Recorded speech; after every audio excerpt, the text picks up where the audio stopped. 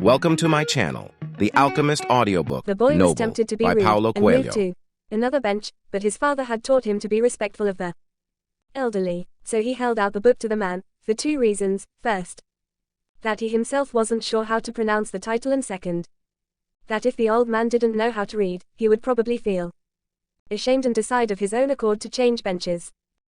Said the old man, looking at all sides of the book, as if it was some strange object.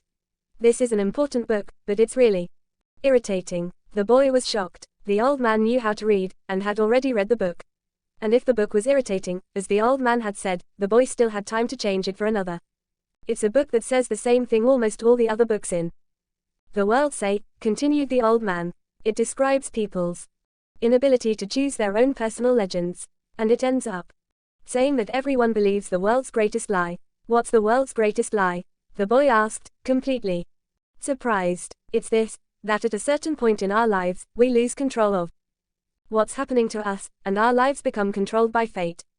That's the world's greatest lie. That's never happened to me, the boy said. They wanted me to be a priest, but I decided to become a shepherd. Much better, said the old man, because you really like to travel. He knew what I was thinking, the boy said to himself. The old man, meanwhile, was leafing through the book, without seeming to want to return it at all. The boy noticed that the man's clothing was strange. He looked like an Arab, which was not unusual in those parts. Africa was only a few hours from Tarifa. One had only to cross the narrow straits by boat. Arabs often appeared in the city, shopping and chanting their strange prayers several times a day. Where are you from? The boy asked. From many places. No one can be from many places, the boy said. I'm a shepherd. And I have been to many places, but I come from only one place. From a city near an ancient castle. That's where I was born. Well then, we could say that I was born in Salem. The boy didn't know where Salem was, but he didn't want to ask. Fearing that he would appear ignorant, he looked at the people in the plaza for a while. They were coming and going, and all of them seemed to be very busy. So, what is Salem like? He asked, trying to get some sort of clue. It's like it always has been. No clue yet, but he knew that Salem wasn't in Andalusia. If it were, he would already have heard of it. And what do you do in Salem? He insisted. What do I do in Salem? The old man laughed. Well, I'm the king of Salem. People say strange things, the boy thought. Sometimes it's better to be with the sheep, who don't say anything, and better still to be alone with one's books. They tell their incredible stories at the time when you want to hear them. But when you're talking to people, they say some things that are so strange that you don't know how to continue the conversation. My name is Melchizedek, said the old man. How many sheep do you have? Enough, said the boy. He could see that the old man wanted to know more about his life. Well, then, we've got a problem. I can't help you if you feel you've got enough sheep. The boy was getting irritated. He wasn't asking for help. It was the old man who had asked for a drink of his wine, and had started the conversation. Give me my book, the boy said. I have to go and gather my sheep and get going. Give me 1/10 of your sheep, said the old man, and I'll tell you how to find the hidden treasure. The boy remembered his dream, and suddenly everything was clear to him. The old woman hadn't charged him anything, but the old man, maybe he was her husband, was going to find a way to get much more money in exchange for information about something that didn't even exist. The old man was probably a gypsy, too. But before the boy could say anything, the old man leaned over, picked up a stick, and began to write in the sand of the plaza.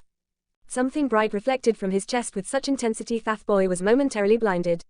With a movement that was too quick for someone his age, the man covered whatever it was with his cape. When his vision returned to normal, the boy was able to read what the old man had written in the sand. There, in the sand of the plaza of that small city, the boy read the names of his father and his mother and the name of the seminary he had attended. He read the name of the merchant's daughter, which he hadn't even known, and he read things he had never told anyone.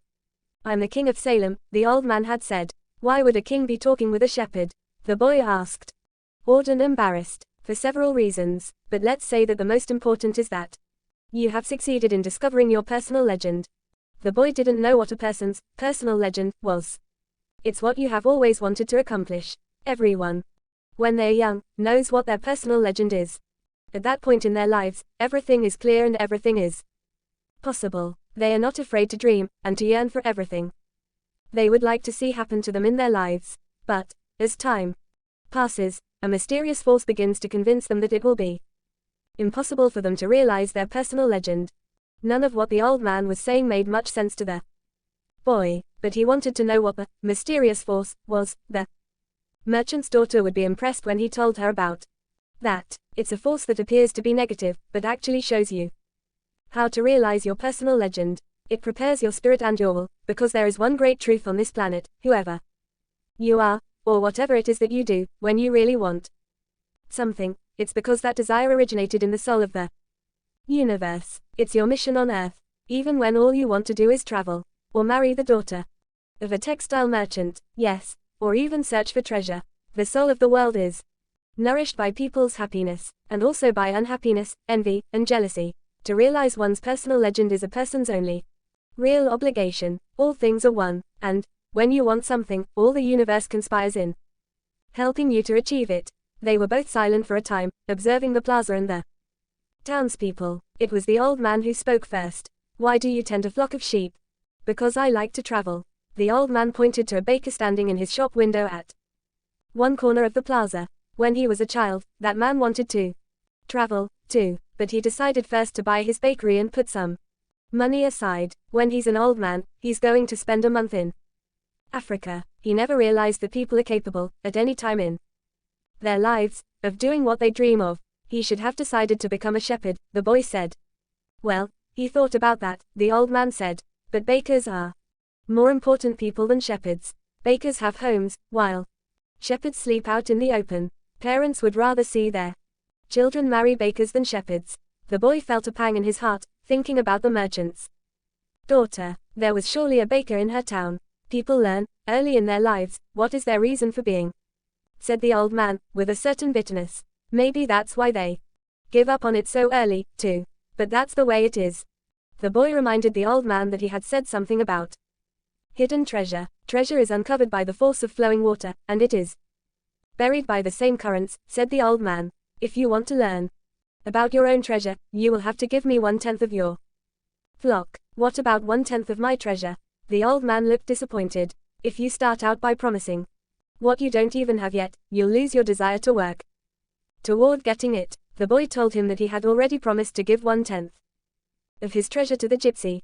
Gypsies are experts at getting people to do that, sighed the old man. In any case, it's good that you've learned that everything in life has its price. This is what the warriors of the light try to teach.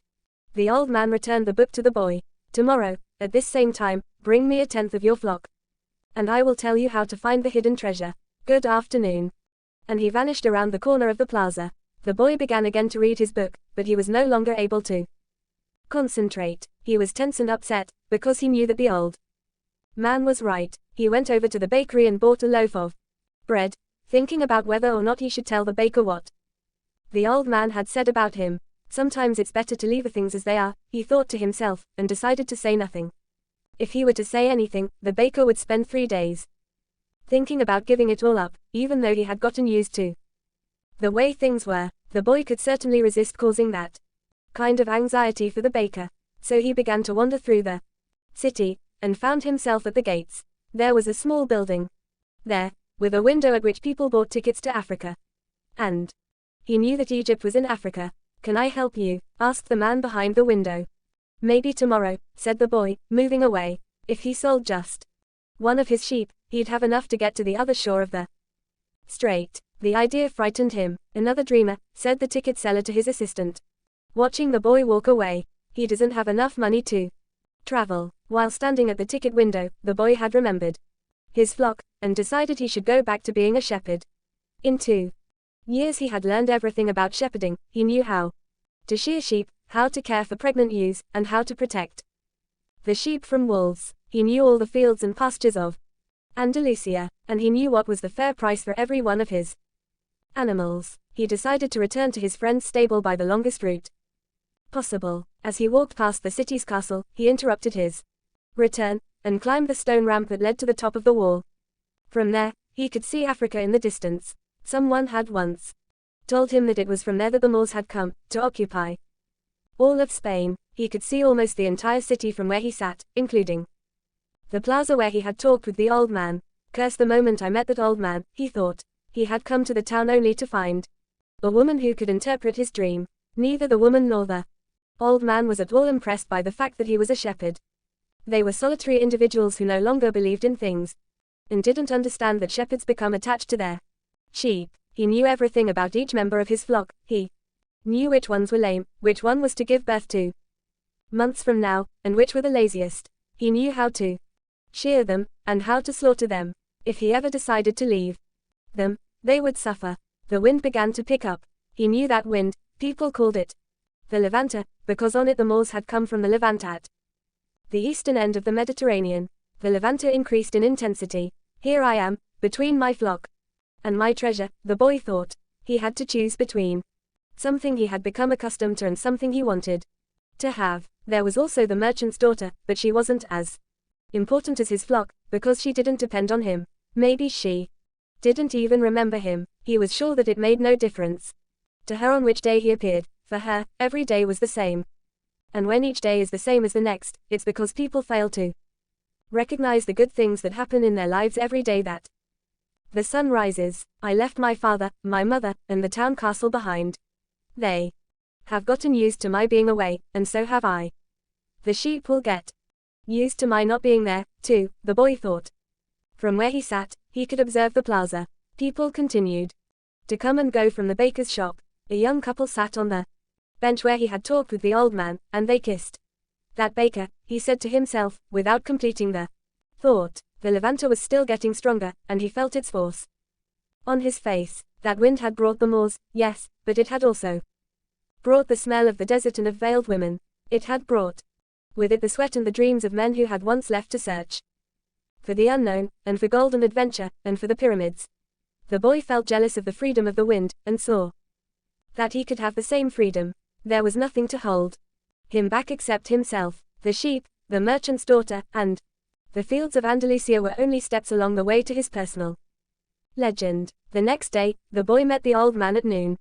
He brought 6 sheep with him. I'm surprised, the boy said. My friend bought all the other sheep immediately. He said that he had always dreamed of being a shepherd, and that it was a good omen. That's the way it always is, said the old man.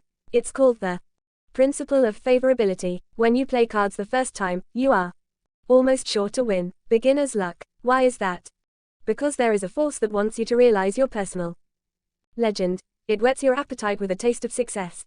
Then the old man began to inspect the sheep, and he saw that one was lame. The boy explained that it wasn't important, since that sheep was the most intelligent of the flock, and produced the most wool. Where is the treasure? He asked. It's in Egypt, near the pyramids.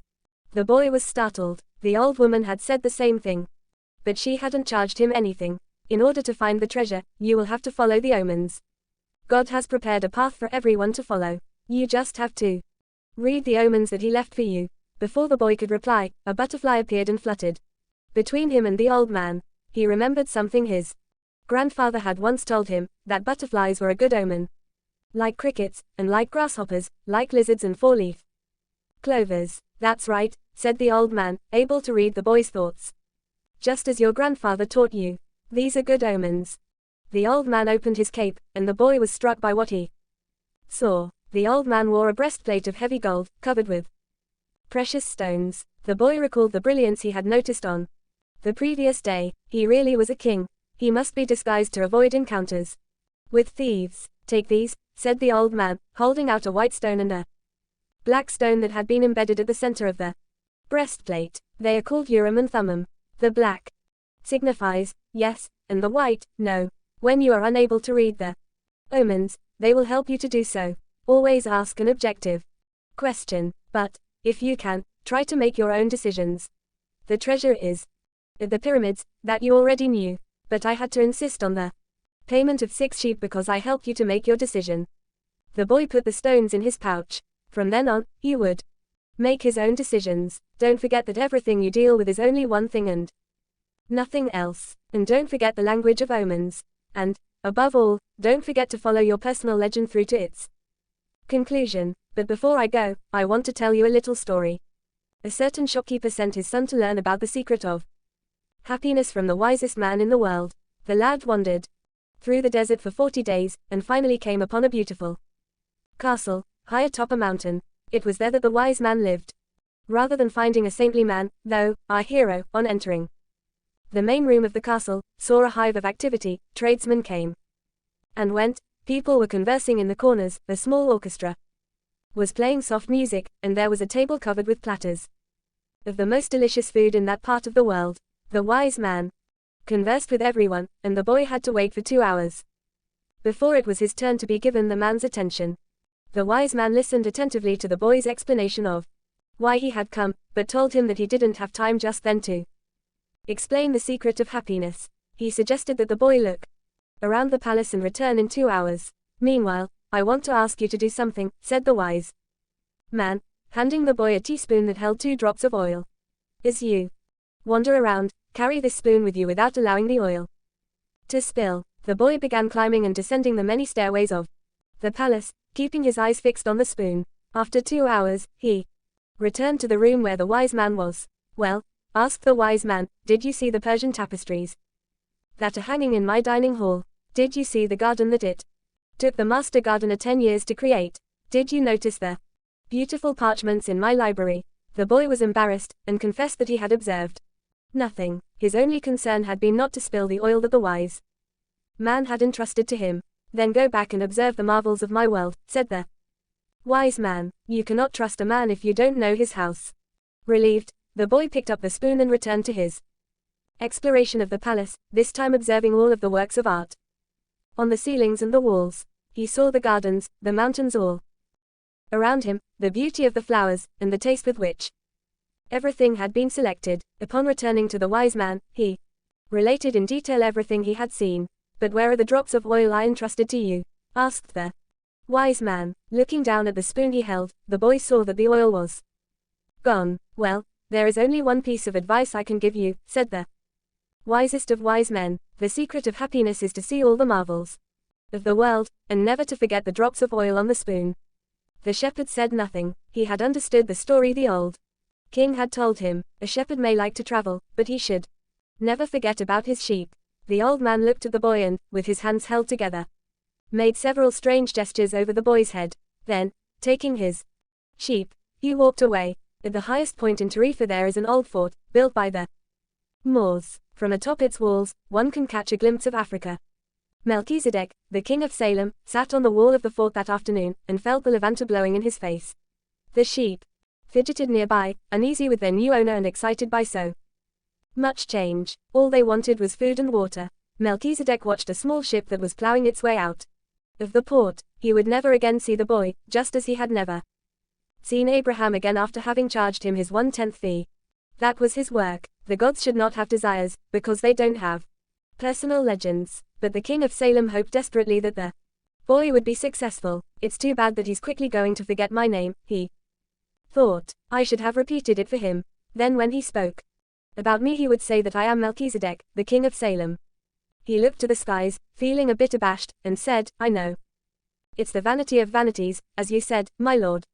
But an old king sometimes has to take some pride in himself. How strange Africa is, thought the boy. He was sitting in a bar very much like the other bars he had seen along the narrow streets of Tangier. Some men were smoking from a gigantic pipe that they passed from one to the other. In just a few hours he had seen men walking hand in hand, women with their faces covered, and priests that climbed to the tops of towers and chanted, as everyone about him went to their knees and placed their foreheads on the ground. A practice of infidels, he said to himself. As a child in church, he had always looked at the image of Saint Santiago Matamoros on his white horse, his sword unsheathed, and figures such as these men exchanged some words in Arabic, and the bar owner seemed irritated. Let's get out of here, said the new arrival. He wants us to leave. The boy was relieved. He got up to pay the bill, but the owner grabbed him and began to speak to him in an angry stream of words. The boy was strong, and wanted to retaliate, but he was in a foreign country. His new friend pushed the owner aside, and pulled the boy outside with him. He wanted your money, he said. Tangier is not like the rest of Africa. This is a port, and every port has its thieves. The boy trusted his new friend. He had helped him out in a dangerous situation. He took out his money and counted it. We could get to the pyramids by tomorrow, said the other, taking the money. But I have to buy 2 camels. They walked together through the narrow streets of Tangier. Everywhere there were stalls with items for sale. They reached the center of a large plaza where the market was held. There were thousands of people there, arguing, selling, and buying vegetables for sale amongst daggers and carpets displayed alongside tobacco. But the boy never took his eye off his new friend. After all, he had all his money. He thought about asking him to give it back, but decided that would be unfriendly. He knew nothing about the customs of the strange land he was in. I'll just watch him, he said to himself. He knew he was stronger than his friend. Suddenly, there in the midst of all the confusion, he saw the most beautiful sword he had ever seen. The scabbard was embossed in silver, and the handle was black and encrusted with precious. How come you speak Spanish?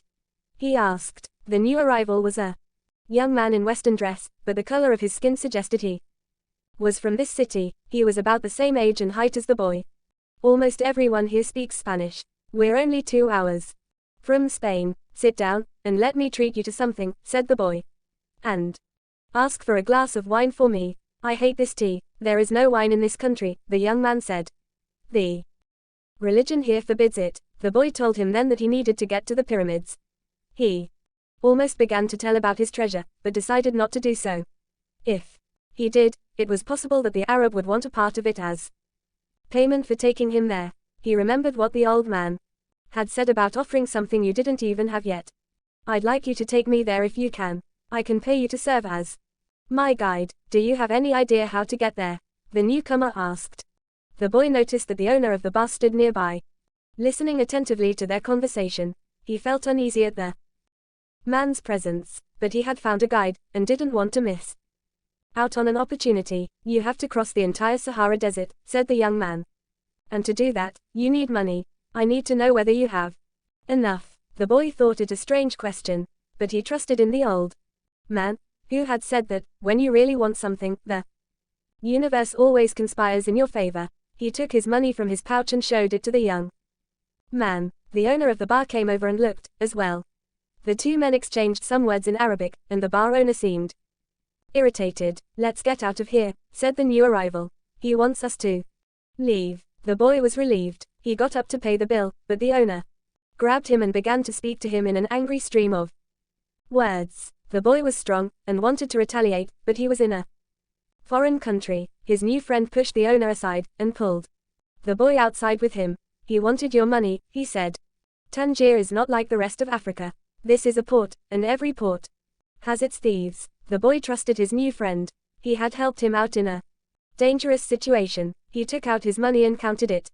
We could get to the pyramids by tomorrow, said the other, taking the money, but I have to buy 2 camels. They walked together through the narrow streets of Tangier. Everywhere there were stalls with items for sale. They reached the center of a large plaza where the market was held. There were thousands of people there, arguing, selling, and buying vegetables for sale amongst daggers and carpets displayed alongside tobacco.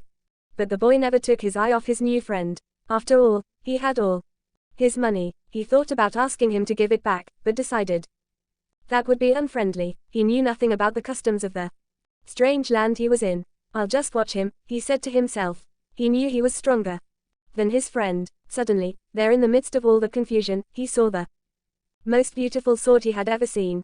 The scabbard was embossed in silver, and the handle was black and encrusted with precious stones. The boy promised himself that, when he returned from Egypt, he would buy that sword. Ask the owner of that stall how much the sword costs, he said to his friend. Then he realized that he had been distracted for a few moments, looking at the sword. His heart squeezed, as if his chest had suddenly compressed it. He was afraid to look around, because he knew what he would find. He continued to look at the beautiful sword for a bit longer, until he summoned the courage to turn around. All around him was the market, with people coming and going, shouting and buying, and the aroma of strange foods, but nowhere could he find his new companion. The boy wanted to believe that his friend had simply become separated from him by accident. He decided to stay right there and await his return. As he waited, a priest climbed to the top of a nearby tower and began his chant. Everyone in the market fell to their knees, touched their foreheads to the ground, and took up the chant. Then, like a colony of worker ants, they dismantled their stalls and left. The sun began its departure, as well. The boy watched it through its trajectory for some time, until it was hidden behind the white houses surrounding the plaza. He recalled that when the sun had Risen that morning, he was on another continent, still a shepherd. With 60 sheep, and looking forward to meeting with a girl. That morning he had known everything that was going to happen to him.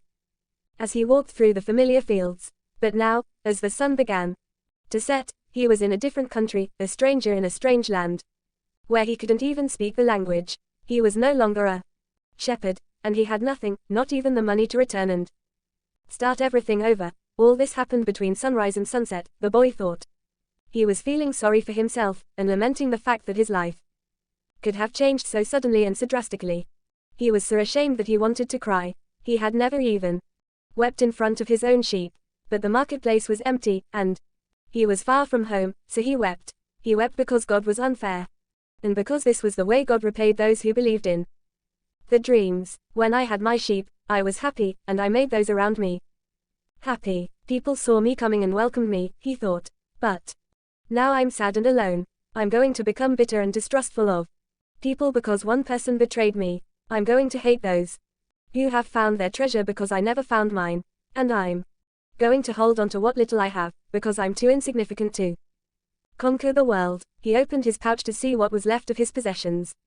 Maybe there was a bit left of the sandwich he had eaten on the ship. But all he found was the heavy book, his jacket, and the 2 stones the old man had given him. As he looked at the stones, he felt relieved for some reason. He had exchanged 6 sheep for 2 precious stones that had been taken from a gold breastplate. He could sell the stones and buy a return ticket. But this time I'll be smarter, the boy thought.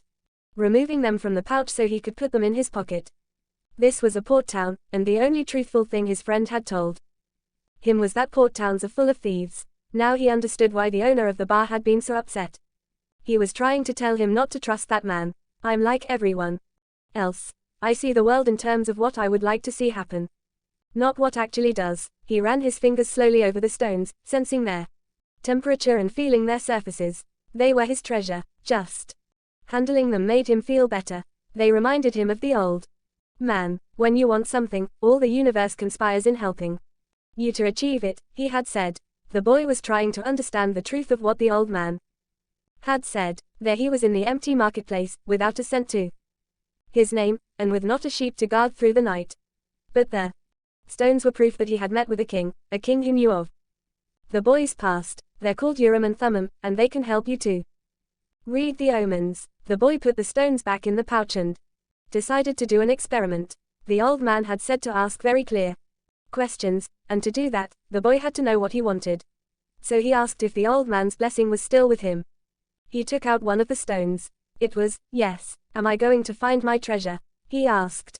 He stuck his hand into the pouch, and felt around for one of the stones. As he did so, both of them pushed through a hole in the pouch and fell to the ground. The boy had never even noticed that there was a hole in his pouch. He knelt down to find Urim and Thummim and put them back in the pouch. But as he saw them lying there on the ground, another phrase came to his mind. Learn to recognize omens, and follow them, the old king had said. An omen. The boy smiled to himself. He picked up the 2 stones and put them back in his pouch. He didn't consider mending the hole. The stones could fall through any time they wanted. He had learned that there were certain things one shouldn't ask about, so as not to flee from one's own personal legend. I promised that I would make my own decisions, he said to himself. But the stones had told him that the old man was still with him. And that made him feel more confident. He looked around at the empty plaza again, feeling less desperate than before. This wasn't a strange place, it was a new one. After all, what he had always wanted was just that, to know new places. Even if he never got to the pyramids, he had already traveled farther than any shepherd he knew. Oh, if they only knew how different things are just 2 hours by ship from where they are, he thought. Although his new world at the moment was just an empty marketplace, he had already seen it when it was teeming with life. And he would never forget it. He remembered the sword. It hurt him a bit to think about it, but he had never seen one like it before. As he mused about these things, he realized that he had to choose between thinking of himself as the poor victim of a thief and as an adventurer in quest of his treasure. I'm an adventurer, looking for treasure, he said to himself. He was shaken into wakefulness by someone. He had fallen asleep in the middle of the marketplace, and life in the plaza was about to resume. Looking around, he sought his sheep, and then realized that he was in a new world. But instead of being saddened, he was happy. He no longer had to seek out food and water for the sheep, he could go in search of his treasure. Instead, he had not a cent in his pocket. But he had faith. He had decided, the night before, that he would be as much an adventurer as the ones he had admired in books. He walked slowly through the market. The merchants were assembling their stalls, and the boy helped a candy seller to do his. The candy seller had a smile on his face. He was happy, aware of what his life was about, and ready to begin a day's work. His smile reminded the boy of the old man, the mysterious old king he had met. This candy merchant isn't making candy so that later he can travel or marry a shopkeeper's daughter. He's doing it because it's what he wants to do, thought the boy. He realized that he could do the same thing the old man had done, sense whether a person was near to or far from his personal legend, just by looking at them. It's easy, and yet I've never done it before, he thought. When the stall was assembled, the candy seller offered the boy the first sweet he had made for the day. The boy thanked him, ate it, and went on his way. When he had gone only a short distance, he realized that, while they were erecting the stall, one of them had spoken Arabic and the other Spanish, and they had understood each other perfectly well. There must be a language that doesn't depend on words, the boy thought. I've already had that experience with my sheep, and now it's happening with people. He was learning a lot of new things. Some of them were things that he had already experienced, and weren't really new, but that he had never perceived before, and he hadn't perceived them because he had become accustomed to them. He realized, if I can learn to understand this language without words, I can learn to understand the world. Relaxed and unhurried, he resolved that he would walk through the narrow streets of Tangier. Only in that way would he be able to read the omens. He knew it would require a lot of patience, but shepherds know all about patience. Once again he saw that, in that strange land, he was applying the same lessons he had learned with his sheep. All things are one, the old man had said. The crystal merchant awoke with the day, and felt the same anxiety that he felt every morning. He had been in the same place for 30 years, a shop at the top of a hilly street where few customers passed. Now it was too late to change anything. The only thing he had ever learned to do was to buy and sell crystal glassware. There had been a time when many people knew of his shop: Arab merchants, French and English geologists, German soldiers who were always well heeled. In those days it had been wonderful to be selling crystal, and he had thought how he would become rich, and have beautiful women at his side as he grew older. But, as time passed, Tangier had changed. The nearby city of Ceuta had grown faster than Tangier, and business had fallen off. Neighbors moved away, and there remained only a few small shops on the hill, and no one was going to climb the hill just to browse through a few small shops. But the crystal merchant had no choice. He had lived 30 years of his life buying and selling crystal pieces, and now it was too late to do anything else. He spent the entire morning observing the infrequent comings and goings in the street. He had done this for years, and knew the schedule of everyone who passed. But, just before lunchtime, a boy stopped in front of the shop. He was dressed normally, but the practiced eyes of the crystal merchant could see that the boy had no money to spend. Nevertheless, the merchant decided to delay his lunch for a few minutes until the boy moved on. A card hanging in the doorway announced that several languages were spoken in the shop. The boy saw a man appear behind the counter. I can clean up those glasses in the window, if you want, said the boy. The way they look now, nobody is going to want to buy them. The man looked at him without responding. In exchange, you could give me something to eat. The man still said nothing, and the boy sensed that he was going to have to make a decision. In his pouch, he had his jacket. He certainly wasn't going to need it in the desert. Taking the jacket out, he began to clean the glasses. In half an hour, he had cleaned all the glasses in the window, and, as he was doing so, 2 customers had entered the shop and bought some crystal. When he had completed the cleaning, he asked the man for something to eat. Let's go and have some lunch, said the crystal merchant. He put a sign on the door, and they went to a small cafe nearby. As they sat down at the only table in the place, the crystal merchant laughed. You didn't have to do any cleaning, he said. The Quran requires me to feed a hungry person. Well then, why did you let me do it?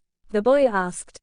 Because the crystal was dirty, and both you and I needed to cleanse our minds of negative thoughts. When they had eaten, the merchant turned to the boy and said, I'd like you to work in my shop. 2 customers came in today while you were working, and that's a good omen. People talk a lot about omens, thought the shepherd, but they Really don't know what they're saying. Just as I hadn't realized that. For so many years I had been speaking a language without words too. My sheep, do you want to go to work for me? The merchant asked. I can work for the rest of today, the boy answered. I'll work all night, until dawn, and I'll clean every piece of crystal in your shop. In return, I need money to get to Egypt tomorrow. The merchant laughed. Even if you cleaned my crystal for an entire year, even if you earned a good commission selling every piece, you would still have to borrow money to get to Egypt. There are thousands of kilometers of desert between here and there. There was a moment of silence so profound that it seemed the city was asleep. No sound from the bazaars, no arguments among the merchants, no men climbing to the towers to chant. No hope, no adventure, no old kings or personal legends, no treasure, and no pyramids. It was as if the world had fallen silent because the boy's soul had. He sat there, staring blankly through the door of the cafe, wishing that he had died, and that everything would end forever at that moment. The merchant looked anxiously at the boy. All the joy he had seemed that morning had suddenly disappeared. I can give you the money you need to get back to your country, my son, said the crystal merchant. The boy said nothing. He got up, adjusted his clothing, and picked up his pouch. I'll work for you, he said, and after another long silence, he added, I need money to buy some sheep.